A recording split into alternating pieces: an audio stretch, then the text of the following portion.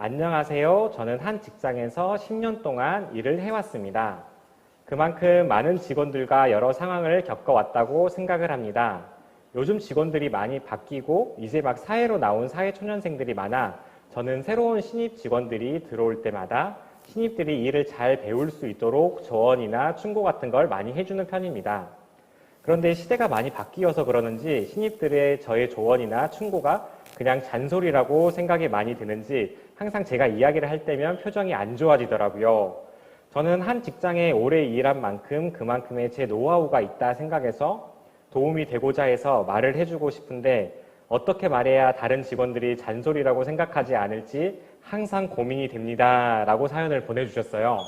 앞에서 저희가 동상이몽 퀴즈 할 때랑 약간 좀 비슷한 부분인 것 같은데 이 사연이 꼭 제 사연과 좀 똑같은 것 같아요. 제가 지금 한 10년 정도 이제 되고 있는데 사실 저도 굉장히 조심스럽더라고요. 이제 신 직원분들이 들어왔었을 때 내가 이 얘기를 했었을 때 좀 잔소리도 듣진 않을까 이런 걱정들 때문에 오히려 더 소극적으로 바뀌는 부분들도 있는 것 같은데 이 사연에 대해서 혹시 센터장님이 솔루션을 내려주실 수 있다면 어떤 말씀을 해주시고 싶으신지. 동상이몽 퀴즈에서도 슬쩍 얘기되듯이 일단 방향을 제시하려고 하고 이 일이 무엇인지 공식적인 자리를 항상 오리엔테이션을 통해서 내지는 그 사람들이 궁금한 것이 뭔지를 어느 정도 물어볼 수 있는 시간을 주고 마찬가지로 여기서 지금 우리가 이렇게 만나주셔서도 가능한 여러분들이 표현을 할 수 있는 것들을 이 시간도 줘야 되는데 익숙치 않게 하지만은 항상 우리 선배로서 해주고 싶은 것은 얘기할 수 있게끔 시간을 배려하는 것이 제일 중요하죠. 그리고 얘기 안 하고 싶으면 항상 멈추고 그러나 어느 부분에서는 또 해야 될 일이 끝이 어떻게 되는지 일단은 많은 부분에서 일을 해줄 때 일 중심으로 할 것인지 아니면은 대인관계 퍼슨 오리엔티드 할 것인지 태스크 오리엔티드 할 것인지 이런 부분이 많이 되겠는데 처음에는 아무래도 좀 더 태스크 오리엔티드 일 중심으로 해서 좀 더 안내를 해주고 그분의 궁금한 거 있으면 풀어주고 그래도 어느 정도 이제 신뢰를 주는데 상당한 시간을 투자하는 것이 중요할 것 같아요. 우리 아까 들어와서 신뢰가 돼서 항상 선배가 하는 부분이라 상사가 해주는 부분에 있어서 따르고도 싶고 그 부분에 대해서 질문도 언제든지 얘기를 해주면 좋겠다 하는 이런 부분들이 밑바탕에는 항상 중요한 것이 신뢰를 쌓는데 얼마나 투자를 했느냐 이런 것이 중요할 것 같습니다. 신뢰를 쌓는 데서 제일 중요한 것은 무엇보다도 이렇게 사람을 편안하게 하는 이런 공간을 주더라도 편안한 자리를 줘야 돼요. 막 밀폐된 그 다음에 시간을 좀 줘야죠. 시간을 좀 더 주면서 전문성을 보여줘야 돼요. 전문성. 그게 신뢰를 쌓는데 제일 기본적이긴 한데 1번이 상대를 편안하게 해주는 게 상당히 중요합니다. 우리 막 급할 때 얘기를 해주려고 그러고 막 긴장된 상황에서 뭘 가르쳐 주려고 하면 엄청 복잡하죠. 조용한 시간에 좀 더 이렇게 했을 때 그런 부분에서 또 얘기도 좀 더 굳고 짧게 전문성을 보여줘야 되는데 막 또 형처럼 내가 형이고 그러는데 이것도 상당히 이제 나중에 이렇게 퍼슨 오리엔트 되면서 신뢰가 쌓여준 중에는 그런 행동을 이해할 수 있어도 초반에는 그런 부분은 좀 자제를 해야 될까요? 요즘처럼 G세대들은 형제간이 그렇게 많지 않는 세대고 혼자에 익숙해져 있고 어느 정도는 이렇게 상당히 편하게 해주는 이렇게 터치나 이런 부분들도 잘못하면 거의 남용으로 한다든가 희롱으로 되고 있기 때문에 이런 부분에 익숙치 않는 부분이기 때문에 항시 그런 부분을 조심하면서 이렇게 선후배 관계나 상사하고 관계가 있으면 좋겠다는 생각이 듭니다. 네, 센터장님 말씀처럼 되게 신뢰 쌓고 이렇게 기회를 주고 하는 것도 되게 중요한 것 같은데 사실 저는 한 번씩 그런 생각이 들더라고요. 기다려주기가 너무 답답할 때. 이게 기다리려고 하다 보면은 놓치게 되고 또 미뤄지게 되고 이런 과정들 때문에 나도 모르게 조금 더 다급하게 다가가기도 하고 약간은 지시적으로 이렇게 가기도 하고 그러지 않나라는 생각이 들어가지고 그럴 때 내 마음은 어떻게 조금 다스리는 게 좋을지도 사실 좀 궁금하더라고요. 이게 제일 중요한 이게 현장에서 본인 얘기니까 좀 더 좋은 얘기가 나오잖아요. 그러듯이 이렇게 일을 해줬을 때 이렇게 제가 좀 기다리기가 어렵네요. 그래서 내 감정을 얘기해 주는 게 항상 중요하죠. 좀 기다리기가 힘들고 왠지 짜증이 나려고 그래요. 이렇게 얘기하고 잠시 기다린다든가 그 다음에 또 얘기가 되면은 이런 부분에서는 좀 더 어렵겠지만은 몇 시까지 너무 완벽하게 하려지 마시고 선생님이 할 수 있는 시간대 하고 또 저한테 주세요. 이렇게 얘기할 수 있는 부분이 생각보다 중요합니다. 자기 감정은 얘기해 줘도 돼요. 당신이 이렇게 맨날 늦게 하면 되겠어요? 이런 코멘트들 엄청나게 어렵죠. 지금 제가 좀 기다리기가 어려운데 제가 이렇게 또 해야 될 일이 몇 시까지이고 하는데 너무 완벽하게 하시려지 말고 어느 정도 시간에 맞춰서 몇 시까지 해주면 좋겠어요. 언제까지 해주면 좋겠어요. 이렇게 기간을 정해주고 좀 더 기다리고 있다는 것을 알려주면 됩니다. 좀 더 자신의 감정에 대해서 조금 더 솔직하게 얘기하는 게 오히려 조금 더 도움이 될 수 있다라고 말씀을 해주시는 것 같아요. 근데 사실 저희들이 보통 할 때 이제 자신의 감정에 대해서는 최대한 숨기려고 하는 부분들이 많다 보니까 그런 데서 조금 더 갈등이 되지 않나라는 생각이 드는 것 같습니다.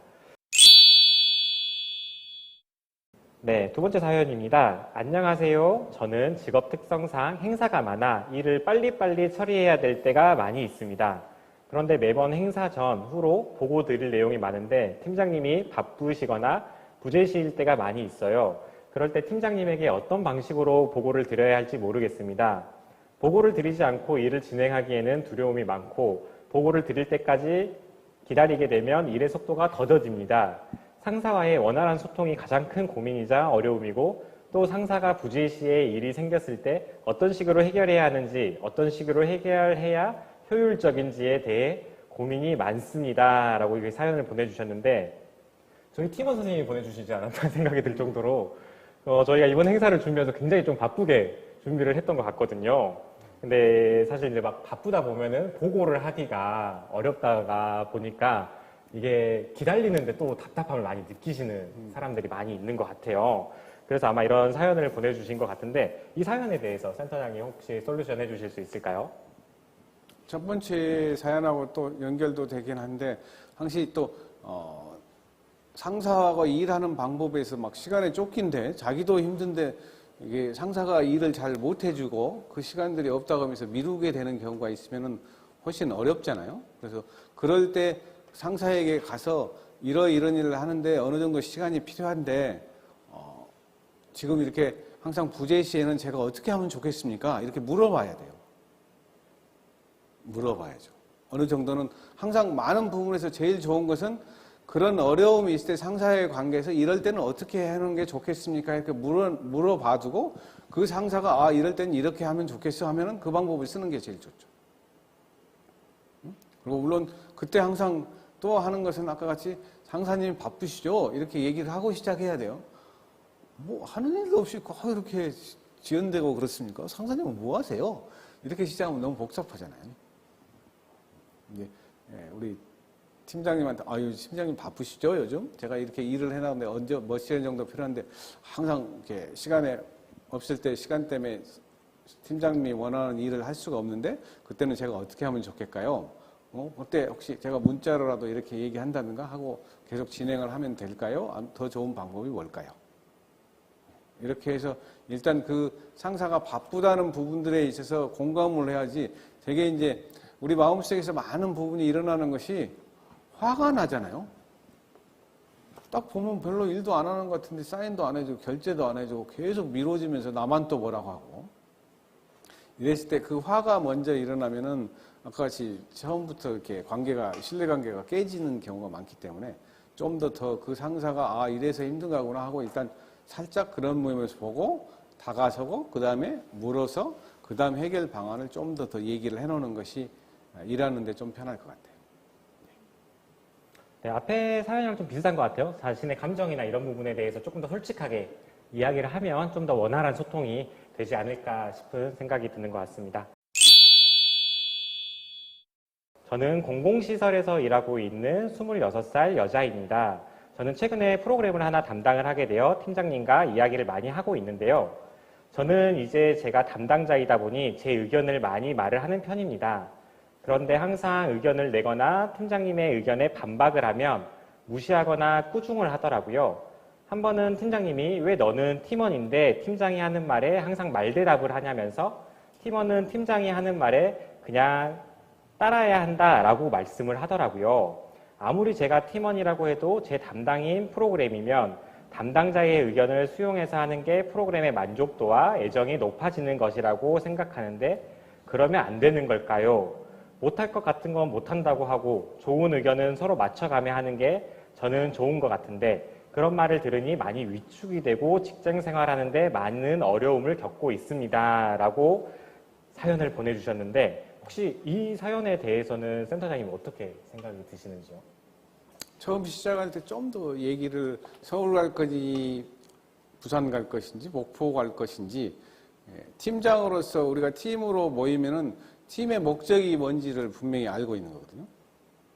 팀의 목적이 우리 센터 같으면은 정신질환을 예방하는 것이 중요한 목적이 하나가 있고 그 다음에 정신질환자의 재활, 회복의 목적이 상당히 많고 가족의 어떤 부담을 줄여주기 위해서 해야 될 일이니까 그 부분이 한목적이면 그 프로그램의 관계 목적이라든가 이런 부분들에 대해서는 좀 더 얘기를 나눌 수 있고 그 부분에 얘기를 나누는 부분이 좀 더 기다려야 될 것인지 무엇보다도 팀장이면 실은 알긴 알 텐데 그 부분에 대해서 재촉하다 보면은 아까같이 개인적으로 아까 나가는 거죠.